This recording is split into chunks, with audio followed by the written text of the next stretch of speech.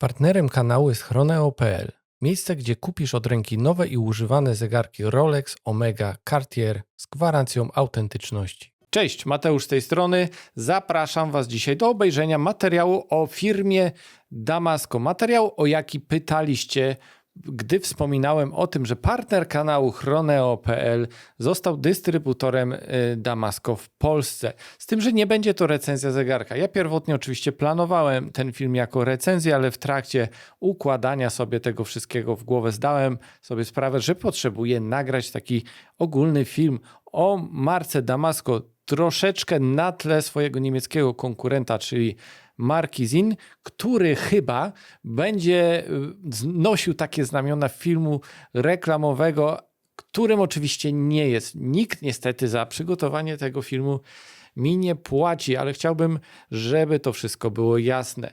Jakiś czas temu w komentarzu zegarkowym wspomniałem o tym, że właśnie partner kanału został dystrybutorem Damasko, ale to wspomnienie nie było częścią mojego partnerstwa z Chroneo.pl, które obejmuje wyłącznie wyświetlanie reklamy przed filmami, więc ani tamto wspomnienie, ani ten film nie wynika z jakiejś komercyjnej współpracy. Ja sam poprosiłem o zegarek do recenzji ze względu na to, że pytaliście mnie o to w komentarzach, a ja chcę być tym dobrym youtuberem, który takie publiczne zamówienia realizuje, więc niestety nikt mi za to nie zapłacił. Robię to z własnej nieprzymuszonej woli po to, by dostarczyć wam to, o co pytaliście. Dobra, lecimy z tematem. Ale. Jeszcze nie lecimy. Muszę wam powiedzieć, że jestem trochę zirytowany. Jestem zły trochę na was, bo przez was się w to wpakowałem. Ja myślałem, że dla mnie to będzie taki prosty temat, zwłaszcza jak dostałem ten zegarek. Pomyślałem, zrobię krótką recenzję, ponarzekam na idiotyczny dobór kolorystyki tych wskazówek, ponarzekam na ceny, ponarzekam na zupełnie niepotrzebny in-house'owy mechanizm i pójdziemy do przodu. Ale wpadłem w taki wir researchu, że zmarnowałem, poświęciłem na to nieproporcjonalnie, nieadekwatnie dużo godzin względem tego, co z tego wszystkiego dla mnie wyniknie.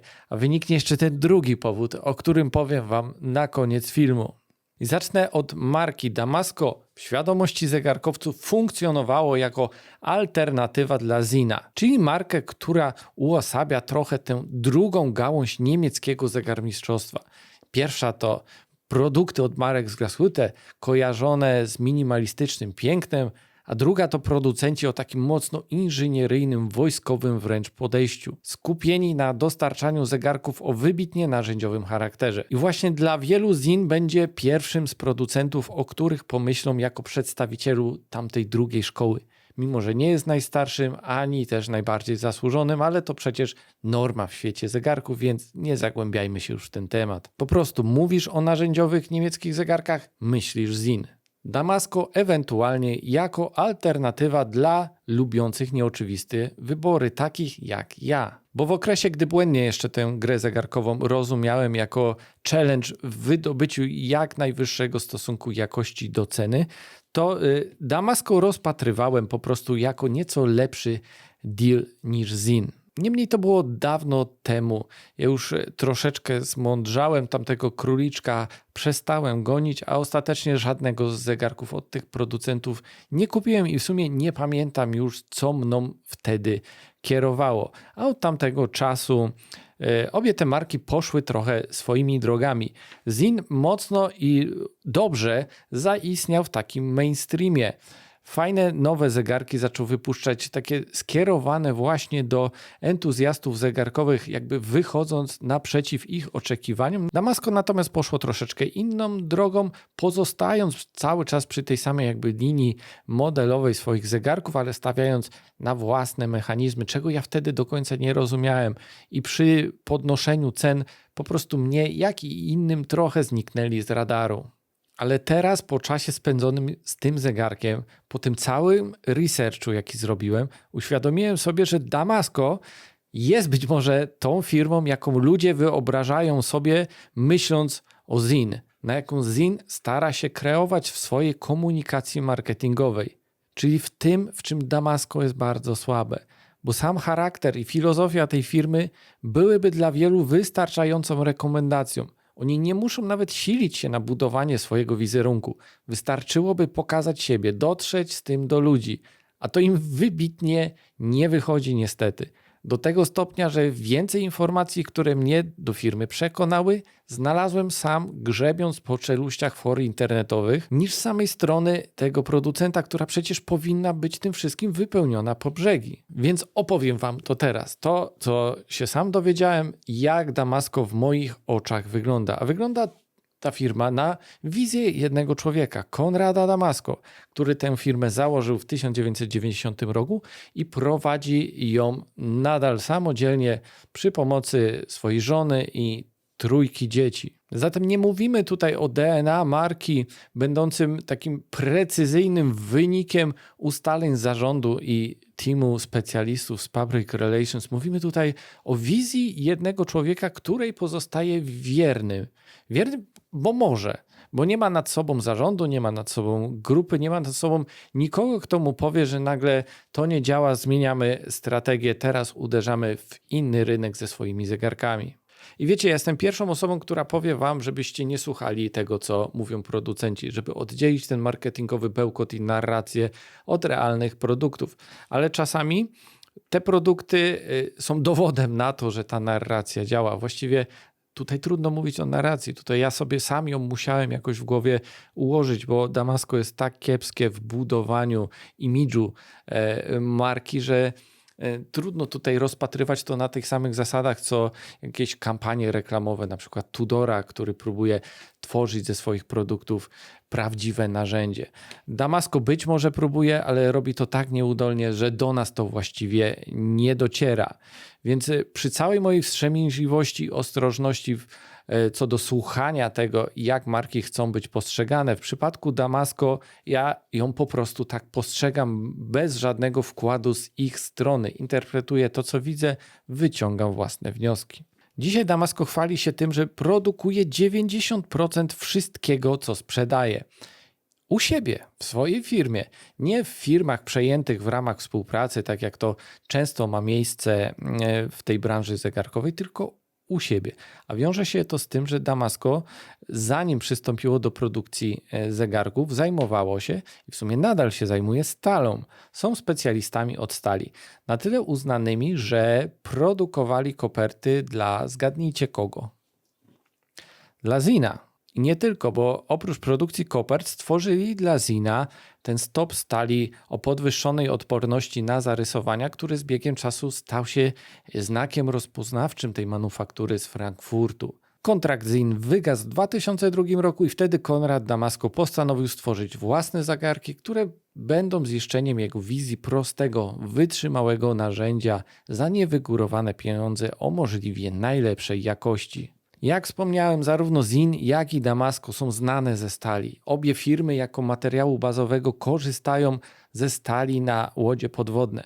Jest to stop twardszy od standardowej stali 316L o jakieś 50%. W różnych jednostkach wyraża się twardość metalu, a co za tym idzie jego odporność na zarysowania, m.in. skalą Vickersa i tak standardowa 316L ma około 200 jednostek w tej skali. Stal Zina i Damasko ma okolice 300, ale to dopiero początek, bo obie marki na tym nie poprzestają. Zin oferuje jako opcję dla niektórych zegarków powierzchniowe utwardzanie stali metodą Tagiment. Dzięki temu uzyskuje ona nawet 1500 jednostek w tej skali, co czyni je niemalże niemożliwym do zarysowania. Damasko natomiast idzie nieco inną drogą. U nich utwardzanie jest w standardzie. Jedyny produkt, jaki znalazłem w ich dzisiejszej ofercie, który nie jest sprzedawany w formie bez dodatkowego utwardzenia, to ich bransoleta.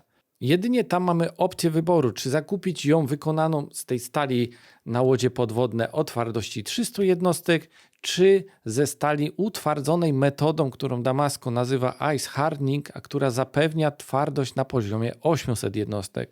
Jest to co prawda wynik prawie o połowę gorszy niż w przypadku Tagiment od Zina, ale u Damasco utwardzona jest cała masa stali, nie tylko jej powierzchnia, dzięki czemu łatwiej, choć nadal 4-krotnie trudniej niż w zwykłym zegarku, zrobić powierzchowne rysy, ale znacznie trudniej zrobić wszelkiego rodzaju wgnioty i rysy głębsze. Poza tym lodowym utwardzaniem, które polega na rozgrzewaniu i schładzaniu koperty zegarka, oferują także, podobnie jak Zin, utwardzanie powierzchniowe. I od modelu zegarka zależy, jaka metoda została zastosowana. To wszystko macie rozpisane bardzo klarownie na ich stronie internetowej. Ale każdy ma to utwardzenie w standardzie i nie jest to żadna opcja dodatkowa. Tutaj chciałbym przejść do mechanizmu. W mojej pierwszej reakcji, którą nawet opublikowałem na grupie zegarkowej, zaznaczyłem, że totalnie nie rozumiem, po co ten mechanizm w ogóle istnieje. Nie rozumiem, czemu pakować się w in-house będący brzydszą i droższą wersją Selity, gdy można mieć właśnie Selitę, tak jak robi to Zin. Ludzie oczywiście piszą, że to dla hajsu, by kasować więcej za te zegarki, co też wydawało mi się prawdopodobne, zwłaszcza z uwagi na trend robienia mechanizmów in-house, na który być może Damasco chciało się załapać. Nie pasowało mi to do wizji całego brandu Damasco, ale cóż, tak jak wspomniałem, zniknęli mi z radaru kilka lat temu i być może coś się w tym czasie zmieniło i właśnie teraz chwytają się takich sztuczek. Ale nie byłbym sobą, gdybym tak to zostawił, gdybym tam postawił kropkę. Musiałem oczywiście wpakować się w wir niekończącego się researchu i dotarłem do odpowiedzi.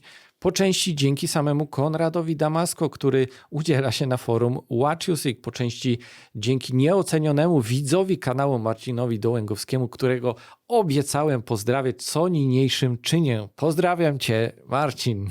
Ogólnie wszystko zaczęło się, gdy Swatch Group zaprzestał dostarczania mechanizmów ETA do zewnętrznych producentów. Okazuje się, że była pewna linia podziału, wyznaczona wolumenem sprzedaży, powyżej którego producent został od ETY odcięty.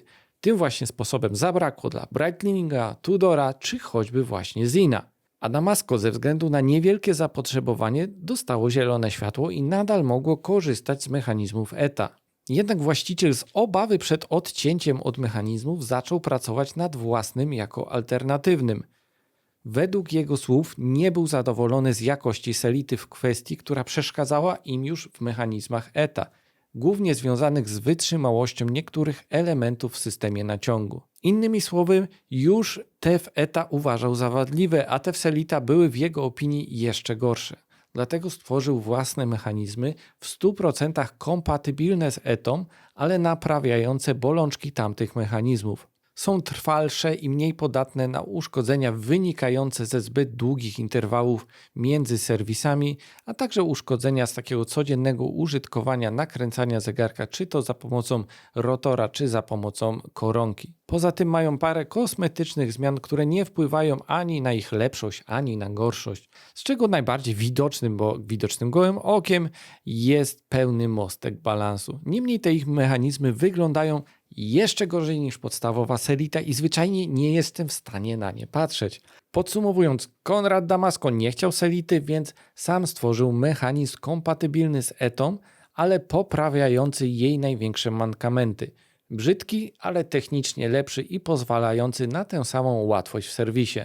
A co ważne, mechanizmy ETA i mechanizmy in-house cały czas są oferowane równolegle w katalogu Damasco i klient sam może zdecydować, czy postawić na sprawdzonego konia roboczego, czy wesprzeć firmę, wybierając ich własny mechanizm.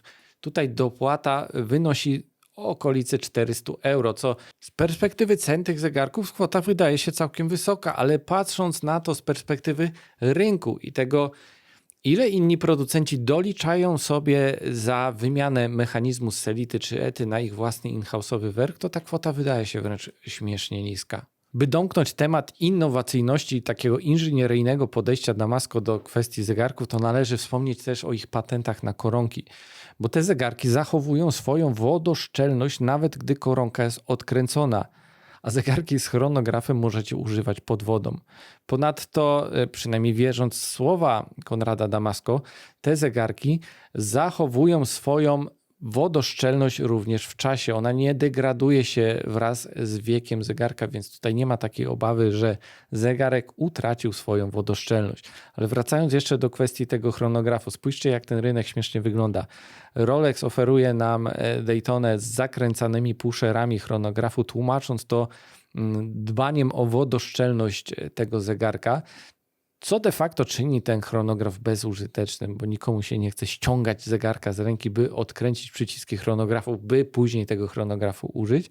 I w tym samym czasie Damasko, czyli producent z takiego trochę innego szczebla, z innego pułapu cenowego, daje nam chronografy, które możemy bez trudu, bez problemu używać, nawet pod wodą, nie wspominając już o tym, że oczywiście te koronki nie są w żaden sposób zakręcane. No to taki smaczek pokazujący, jak ta branża wygląda. By nie było, że przegadałem cały film o marce, a nie wspomniałem o zegarku, to teraz przyjrzyjmy się mu z bliska. Jest to taki typowy niemiecki Flieger, który czytelność stawia na pierwszym miejscu. Ten tutaj ma akurat taki dziwny wariant kolorystyczny, którego ja nie jestem w stanie polubić. Ale zauważyłem, że znajdują się tacy ludzie, dla których ta niebieska wskazówka w zestawieniu z kremowymi indeksami wygląda intrygująco. No okej, w sumie o to chodzi. Zegarek nie musi podobać się wszystkim. Ważne, że wpadnie w oko niektórym i ci niektórzy zapamiętają ten model i być może kiedyś się na niego zdecydują. No ale nie w oko nie wpadł. Na szczęście do wyboru macie tutaj różne warianty kolorystyczne, zarówno na mechanizmach ETA, jak i własnych. Ceny na ETA zaczynają się od 1200 euro, natomiast in-house wymaga dopłaty 400 euro. Zegarek ma 39 mm średnicy i poniżej 10 mm grubości, co przy 200 metrach wodoszczelności i przeszklonym deklu jest imponujące i bardzo pomaga w noszeniu. Na nadgarstku leży po prostu jak marzenie. Dla porównania ZIN 556, czyli taki odpowiednik w katalogu konkurencji, ma nieco gorsze proporcje moim zdaniem, bo przy średnicy o 1 mm mniejszej ma aż 2 mm więcej grubości. Na co być może nie zwróciłbym jakiejś szczególnej uwagi, gdybym tego Damasko obok nie miał, ale mając to Damasko obok, no jednak zwracam na to uwagę. Takie detale wpływają na decyzje zakupowe. A co ciekawe, zauważyłem, że te zegarki mają praktycznie identyczną kopertę. I nie wiem, czy wynika ona z tego, że Damasko projektowało te koperty w czasach, gdy dostarczało je do Zina i dzisiaj korzystają z tego obie firmy, czy może jest to jakiś standard dla takich Fliegerów niemieckich, no ale warte zauważenia. Ta koperta jest po prostu identyczna, różni się tylko nieznacznie wymiarami. Porównując jakość jednego do drugiego, to trudno tutaj wskazać jakiegoś zwycięzcę. Mnie osobiście bardziej podoba się wykonanie Damasko, ale może to wynikać z tego, że zastosowano tutaj takie bardzo matowe satynowanie, natomiast satynowanie Zina jest takie półbłyszczące i cały charakter tego zegarka jest dużo bardziej elegancki z tą lakierowaną tarczą i tym błyszczącym kolorem stali przy matowej tarczy i takim wręcz tytanowym kolorze metalu w Damasko. No jego estetyka jest stricte sportowa, narzędziowa. Natomiast Zina wyobrażam sobie, że można nosić nawet na aligatorze, w którego właśnie go ubrałem. Dobra, teraz czas na podsumowanie i wyjawienie wam tego drugiego powodu, z którego jestem trochę na was zły, że wpakowaliście mnie w ten temat. Bo ja zamówiłem zegarek Damasko. Robiąc ten research, obcując z tym modelem, którego wskazówki mi się nie podobają, jakby wszystko do mnie wróciło i zrozumiałem, przypomniałem sobie, dlaczego tak bardzo ceniłem Damasko w przeszłości. Bo do zegarków można podchodzić dwojako, a co więcej, oba te podejścia stosować równolegle i można cenić takie artystyczne podejście do tego rzemiosła. Jak choćby w przypadku producentów takich jak Patek Philippe, można cenić właśnie to przywiązanie do tradycji i historii przy jednoczesnym docenianiu takiego nerdowskiego, inżynieryjnego podejścia, jak w przypadku właśnie marki Damasko. I ja się dałem temu porwać. Ja oczywiście wam nie sugeruję tutaj, byście podążali moimi krokami. To nie jest film reklamowy, mimo tego, że mógł tak brzmieć. Ja tutaj chciałem się tylko podzielić moim entuzjazmem względem tej małej manufaktury. Musiało minąć trochę lat, bym w końcu zdecydował się na zakup zegarka od nich, no ale czas właściwy nadszedł i tu jestem trochę właśnie zły. Udało mi się ostatnio trochę kolekcję odchudzić i byłem z siebie cholernie dumny, że mimo odchudzenia i zebrania funduszy nie kupiłem czegoś na hura, co było moją zmorą, więc to nie kupienie traktowałem jako osiągnięcie. Chciałem sobie poczekać. Być może to jest właśnie ten moment, na który czekałem, ale tu już nie ma co rozpamiętywać. Damasko zamówione. Ciekaw jestem, czy któryś z was zgadnie, jakiego zamówiłem. No nie mogę się doczekać. Brakowało mi czegoś takiego. Ostatnio w mojej kolekcji mieściły się głównie zegarki z tego drugiego podejścia, tego podejścia artystycznego, które przemawiały bardziej do mojej tej romantycznej części mojej osobowości. A teraz zamówiłem zegarek, który ma gadać wprost do tego nerda, który we mnie siedzi. Mam nadzieję, że ten materiał wam się podobał. Dajcie znać, czy chcecie więcej takich filmów, nie traktujących bezpośrednio o jakimś konkretnym zegarku, a bardziej o jakimś producencie, czy grupie producentów, czy czymś jeszcze szerszym. Dziękuję wam za obejrzenie. Do zobaczenia następnym razem.